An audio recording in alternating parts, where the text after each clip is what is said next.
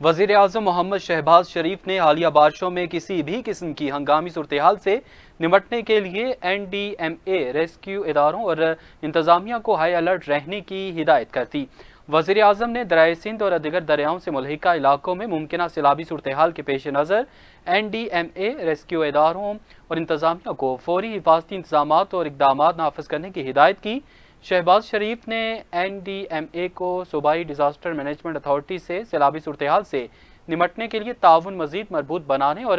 صوبائی حکومتوں اور دیگر متعلقہ اداروں کے ساتھ قریبی روابط مضبوط کرنے کی ہدایت کی۔ وزیر اعظم نے پاکستان ٹیلی کمیونیکیشن اتھارٹی کو عوام کو آگاہ رکھنے کے لیے تمام دستیاب ذرائع سے حقیقی اور تازہ صورتحال سے آگاہ کرنے کی ہدایت کی اور کہا کہ تربیلا ڈیم سپل وے آپریشن سے دریائے سندھ کے زہری اضلاع میں طغیانی بڑھنے کا خدشہ ہے۔ شہباز شریف نے کہا کہ تمام صوبوں کی انتظامیہ سیلابی صورتحال کے پیش نظر عوام کے لیے مؤثر آگاہی مہم جاری رکھے۔ انہوں نے کہا کہ national emergency operation centre media پر غیر محفوظ اور کم محفوظ علاقوں کی وضاحت کرے